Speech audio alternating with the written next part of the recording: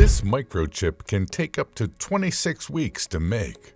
In its as many as 100 layers, billions of transistors are packed into an area about the size of a fingernail. They're the brains behind almost everything we use in our increasingly electronic world. Here's how these complex, tiny devices are made. The process begins with silicon-rich sand. Why silicon? Silicon is a semiconductor. It's the sweet spot between an insulator and a pure conductor. That means its properties such as its conductivity can be altered by adding impurities or doping to meet the needs of different electronic devices. This also allows us to control the electrical signals that pass through. Silicon is also abundant. It's one of the 10 most common elements found on Earth. But much of the silicon found in the wild is chemically bound to oxygen, so the two elements must be separated. The sand is combined with carbon and melted in crucibles to produce carbon monoxide and 99% pure silicon. After further processing, ultrapure silicon is produced. Next, a seed crystal is placed in contact with molten silicon. As the seed crystal is slowly pulled away, silicon atoms are deposited on the bottom surface. The result is a large cylindrical boule, or a single crystal ingot of pure silicon. The boule is then thinly sliced into wafers. Silicon wafers typically have diameters of 1 to 12 inches, with the most state-of-the-art facilities being able to produce wafers up to 18 inches in diameter. Bigger wafers are, of course, able to yield more microchips.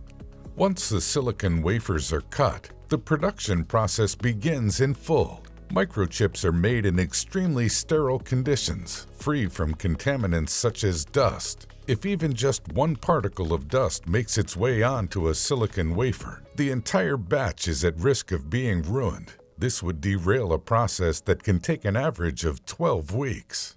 The first step of the production process is deposition. A thin, non-conducting layer of silicon dioxide is grown or deposited on the surface of the wafer. Then the silicon wafer is prepared for lithography by coating it with photosensitive and light-resistant materials. The next step is very critical: exposure.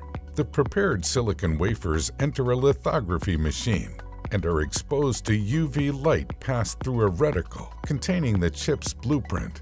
The areas exposed to light are hardened, while unexposed areas are then etched away by hot gases to leave a three-dimensional microchip. The electrical conductivity of different parts of the chip can also be altered by doping them with chemicals under heat and pressure. This process can be repeated hundreds of times for the same chip, producing a more complex integrated circuit at each step. To create conducting paths between the components, a thin layer of metal, such as aluminum, is overlaid onto the chip, and the etching process is used to remove everything except the thin conducting pathways. Several layers of conductors separated by glass insulators can be laid down. Each chip on the wafer is then tested for performance before it's separated from other chips on the wafer by a saw. Since microchips are essentially circuits built on an incredibly small scale, they have a basic set of components. Capacitors can temporarily store an electrical charge. Resistors help control the electrical current. Transistors can either amplify or switch the electrical signals passing through. For more advanced chips, like those found on high-end graphics cards, there can be upwards of 28 billion transistors on board. More transistors on microchips allow them to send out more instructions, increasing the computational power. Moore's law predicts that computer chip manufacturing would advance at a steady rate, allowing transistor counts to double every 2 years. Based on the sheer power of the technology we use on a day-to-day basis, this decades-old prediction seems to still be mostly true. Manufacturers have been shrinking down their transistor sizes to fit more onto chips. Each breakthrough in transistor size has allowed the production of more powerful chips for our phones, computers, and gaming consoles. In recent years, they've gotten each transistor down to as small as 8 × 10 to the power of -8 inches in diameter, allowing an amazing 50 billion transistors to be crammed onto a single chip. Manufacturing microchips is truly one of our most complex feats, and yet innovations are happening every day.